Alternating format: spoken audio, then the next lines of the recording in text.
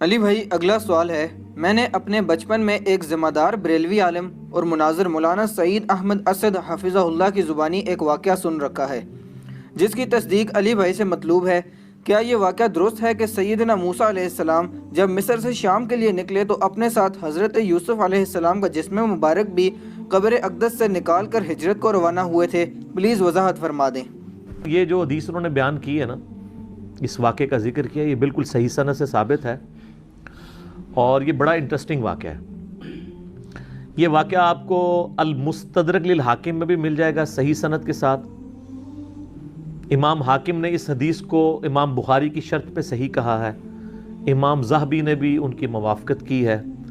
یہ حدیث جو ہے وہ مسند ابی یعلا میں بھی موجود ہے صحیح سند سے، صحیح ابن حبان کے اندر بھی موجود ہے۔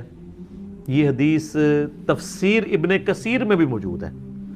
تفسیر ابن کثیر میں جو سورہ الشعراء کی آیت نمبر 52 ہے نا، حضرت موسیٰ علیہ السلام کے بارے میں آتا ہے نا کہ اللہ تعالیٰ فرماتا ہے کہ ہم نے ان کی طرف وحی کی تھی، وَأَوْحَيْنَا إِلَىٰ مُوسَىٰ أَنْ أَسْرِ بِعِبَادِي إِنَّكُمْ مُتَّبَعُونَ، ہم نے موسیٰ کو وحی کی کہ تم راتوں رات میرے بندوں کو، وہ 6 لاکھ کے لشکر کو بنی اسرائیل کے یہاں سے لے کر نکل جاؤ، بے شک تمہارا پیچھا کیا جائے گا، یہ لوگ تمہارے پیچھے آئیں گے۔ وہ پیچھے آئے تو سمندر میں اللہ نے راستہ بنا دیا، بنی اسرائیل تو نکل گئے، اور اسی راستے میں جب فرعونی نکلنے لگے تو اللہ نے دونوں پارٹ ملا دیے، قرآن میں آتا ہے، تو تباہ و برباد کر دیے گئے۔ تو اس آیت کے کانٹیکسٹ میں یہ سورہ الشعراء پارہ نمبر 19 آیت نمبر 52 کے کانٹیکسٹ میں امام ابن کثیر اس حدیث کو لے کے آئے ہیں جو حاکم کے اندر موجود ہے کہ نبی صلی اللہ علیہ وآلہ وسلم کسی گاؤں ایریا میں تشریف لے گئے تو وہاں پہ ایک دیہاتی شخص تھا، اس نے آپ صلی اللہ علیہ وآلہ وسلم کی مہمان نوازی کی۔ آپ بڑے خوش ہوئے، آپ نے اٹھتے ہوئے فرمایا کہ کبھی موقع ملے تو تم ہمارے پاس بھی آنا، دعوت دے دی۔ اس کے لیے تو آنر کی بات تھی۔ کچھ عرصے بعد وہ نبی علیہ السلام کو ملنے کے لیے آیا، آپ صلی اللہ علیہ وآلہ وسلم نے اس کی خوب مہمان نوازی کی، ایک تو بدلہ اتر گیا۔ پھر آپ نے اینڈ پہ فرمایا مانگ کیا مانگتا ہے؟ اس نے کہا یا رسول اللہ ایک اونٹ چاہیے جس پہ میں اور میرے گھر والے سواری کر لیں، ہاں اس پہ کجاوا بھی ہونا چاہیے، یعنی اچھی سیٹیں لگی ہوئی ہوں، اور 2-4 بکریاں مل جائیں جن کا دودھ دو کہ میں اپنا اور اپنا فیملی کا سلسلہ چلا لوں۔ یار اس زمانے میں بس سبسسٹنس لیول پہ یہی لائف گزارنے کا ذریعہ ہوتا تھا۔ یہ آج کل تو ہم جو لائف گزار رہے ہیں نا، یہ اس وقت کا امیر آدمی بھی نہیں تھا گزار سکتا۔ گندم کے دانے، سال کے دانے پورے ہو جائیں، دودھ کے لیے بھیڑ بکری رکھی ہیں، اللہ اللہ خیر صلی اللہ، اور کوئی کام ہی نہیں ہے۔ یہ جو آسائشیں ہیں ان کی وجہ سے ہمارے لیے مصیبت کھڑی ہوگی۔ ایک اونٹ اور چند بکریاں مانگی، اور کس سے مانگ رہا ہے؟ اللہ کے نبی سے، جن سے آپ کچھ بھی مانگ سکتے ہیں وہ اللہ سے لے کے دے سکتے ہیں۔ تو نبی علیہ السلام فرمایا اوے تجھ سے تو وہ بنی اسرائیل کی بڑھی اچھی رہ گئی، اوے جس نے موسیٰ علیہ السلام سے تو اس سے بہت بڑی چیز مانگ لی تھی۔ اچھا، تو صحابہ نے کہا یا رسول اللہ وہ بڑھیا کا کیا قصہ ہے؟ تو آپ فرمایا کہ ہوا یوں کہ جب بنی اسرائیل مصر سے نکلے شام جانے کے لیے موسیٰ علیہ السلام کے ساتھ، تو وہ راستہ بھول گئے۔ تو حضرت موسیٰ علیہ السلام نے جو بنی اسرائیل کے علماء تھے نا، ان کو بلایا، ان سے مشورہ کیا جائے کہ یہ مسئلہ کیا ہے۔ تو انہوں نے پھر بتایا کہ حضرت بات یہ ہے کہ حضرت یوسف علیہ السلام، حضرت یوسف علیہ السلام کی نسل سے تھے نا، آگے بنی اسرائیل میں سے تھے نا حضرت موسیٰ علیہ السلام۔ ان دونوں کے درمیان آلموسٹ 1400 سال کا فاصلہ ہے، حضرت یوسف اور حضرت موسیٰ علیہ السلام کے درمیان۔ تو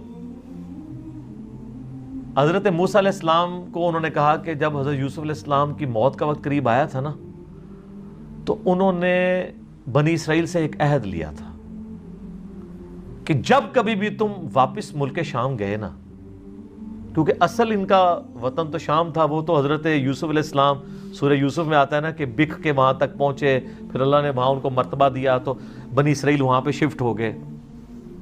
لیکن یاد تو اپنے وطن کی ستاتی تھی. ان کو یہ بھی پتا تھا کہ اللہ نے وحی کے ذریعے بتایا ہوگا کہ الٹیمیٹلی آپ ابراہیمی مسکن کی طرف دوبارہ جائیں گے.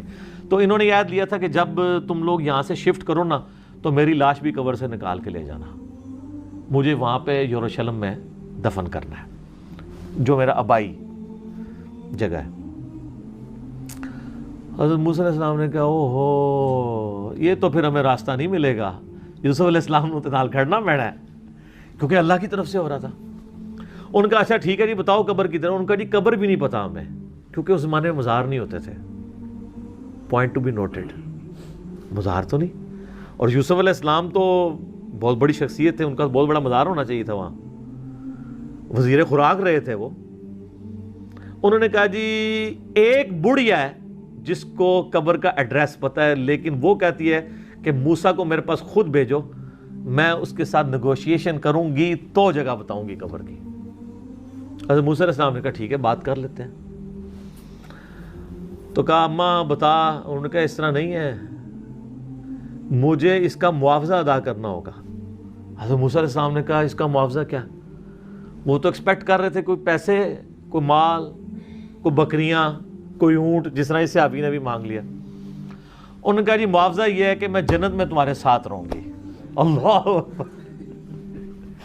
حضرت موسیٰ علیہ السلام کا رنگ فاق ہو گیا, چہرے پہ ناگواری کے اظہار آ گئے کہ یہ کیا مانگ رہی ہے, پھر دوسرا ہی میرے اختیار میں بھی نہیں ہے.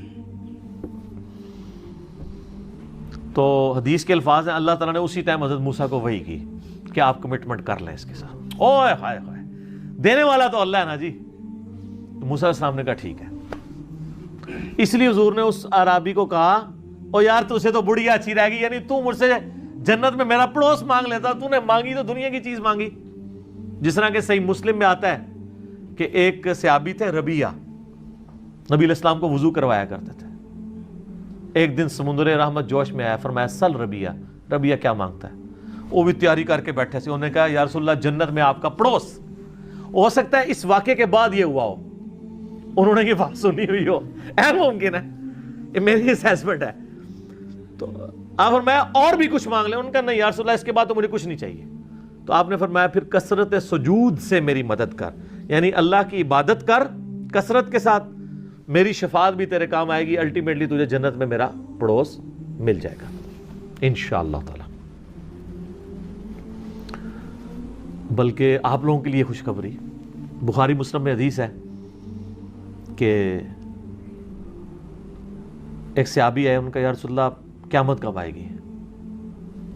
آپ نے فرمایا کہ کوئی قیامت کے لیے تو نے تیاری بھی کی ہے؟ تو اس نے کہا یا رسول اللہ میں تو بس موٹے موٹے دین پہ چلتا ہوں, فرائض پورے کرتا ہوں, کوئی ایکسٹرا نفلی باتیں میرے پاس نہیں ہیں. ہاں میں اللہ اور اس کے رسول سے محبت کرتا ہوں. تو آپ نے فرمایا پھر اللہ اور اس کا رسول تمہارے ساتھ ہوں گے. حضرت انس بن مالک کہتے ہیں کہ اسلام لانے کے بعد رسول اللہ کے کسی فرمان سے ہمیں اتنی خوشی نہیں ہوئی جتنا اس فرمان سے ہوئی کہ جو اللہ اور اس کے رسول کے ساتھ محبت کرتا ہے, اللہ اور اس کا رسول قیامت والے دن اس کے ساتھ ہوں گے, یعنی اسے بھی پڑوس مل جائے گا.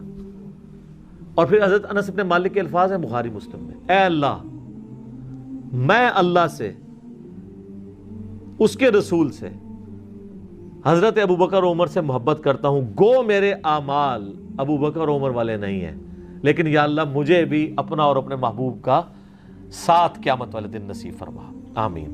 ہم بھی دعا کرتے ہیں کہ گو ہمارے اعمال بھی صحابہ اور اہل بیت والے نہیں ہیں, تب بھی اللہ تعالیٰ محض اپنی رحمت سے, اپنے نبی علیہ السلام کی شفاعت سے ہمیں ان مبارک ہستیوں کا پڑوس قیامت والے دن نصیب فرمائے, آمین ثم آمین. اچھا, تو اب وہ بڑھیا نے کہا کہ جی میں آپ کو پتہ بتاتی ہوں. اب وہ بڑھیا جناب ان کو ایک تالاب کے اوپر لے آئی.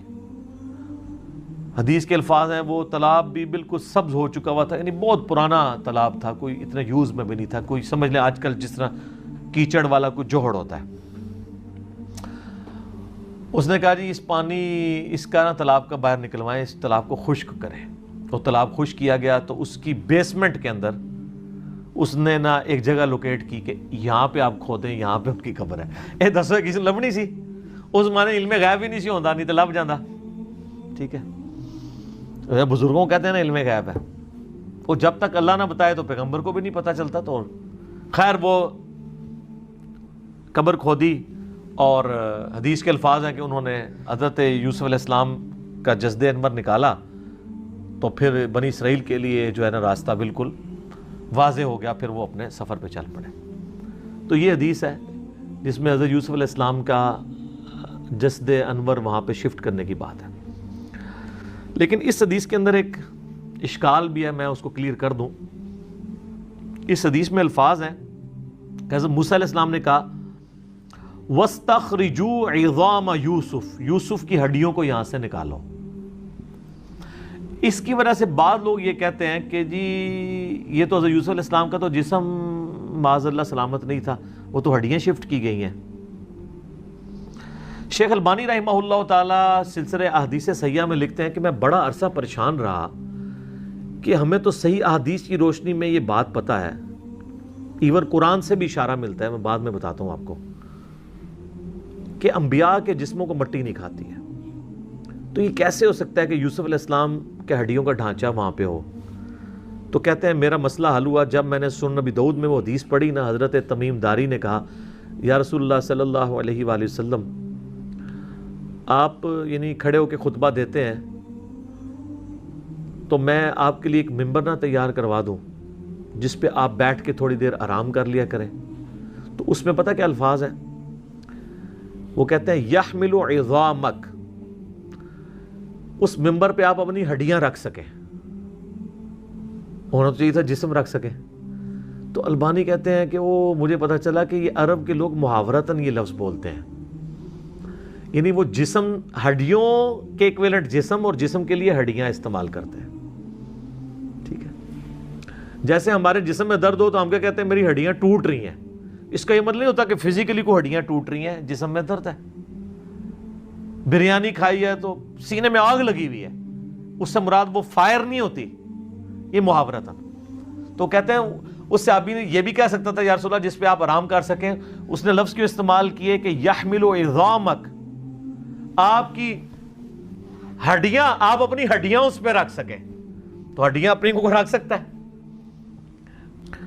باقی اس کو سپورٹی وہ حدیث ہے جو سنن نبی داؤد میں، سنن نسائی میں اور سنن ابن ماجہ میں ہے، مشکات میں موجود ہے، سیدنا اوس بن اوس رضی اللہ تعالیٰ عنہ سے کہ نبی علیہ السلام نے فرمایا کہ جمعے کا دن جو ہے وہ تمہارے ایام میں سب سے بہتر ہے، اسی دن آدم علیہ السلام پیدا ہوئے، اسی دن وہ فوت ہوئے، اسی دن سور پھونکا جائے گا، تم جمعے کے دن کثرت کے ساتھ مجھ پہ درود پڑھو، بے شک تمہارا درود مجھ پہ پیش کیا جائے گا۔ تو صحابہ نے کہا کہ یا رسول اللہ جب آپ مر جائیں گے اور آپ کی ہڈیاں مٹی میں گھل مل جائیں گی، ذرا الفاظ سنیں، اس زمانے میں اس طرح گستاخی کا فتویٰ نہیں لگاتا تھا، جواب دیے جاتے تھے، تو آپ پہ درود کیسے پیش ہوگا؟ یہ تو نیچرل پروسیس ایسا ہوگا۔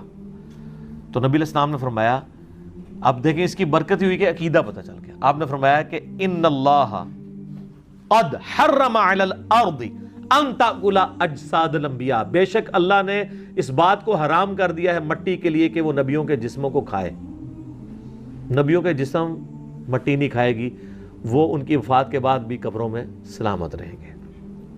صحیح سند کے ساتھ حضرت عمر فاروق رضی اللہ تعالیٰ عنہ کا قول ہے جو انہوں نے نقل کیا، ان تو خالی قول نقل کیا، وہ پوری حدیث مصنف ابن ابی شیبہ میں ایسا ہے کہ جب یہ پرشین امپائر گری نا تو تستر شہر تھا پرشین امپائر کا، جب وہ فتح ہوا نا تو ابو موسیٰ اشعری رضی اللہ تعالیٰ عنہ نے حضرت عمر کو خط لکھا کہ یہاں پر ہم نے خزانے کو جب ٹیک اوور کیا تو یہاں میں ایک بہت بڑا تابوت ملا ہے جس میں ایک بہت بڑی لاش ہے، اور وہ لاش اتنی بڑی ہے کہ ایک ہاتھ تو صرف اس کا ناک ہے، یعنی یہ ناک کا سائز جو ہے نا وہ 1.5 فٹ کے قریب ہے، تو اب آپ دیکھ لیں کتنی بڑی لاش ہے۔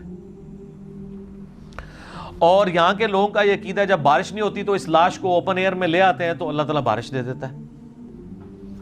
تو آپ کو لیٹر ملتا تو آپ کہتے ہیں جناب فوراً ایک وڈھا مزار بنواؤ ہے۔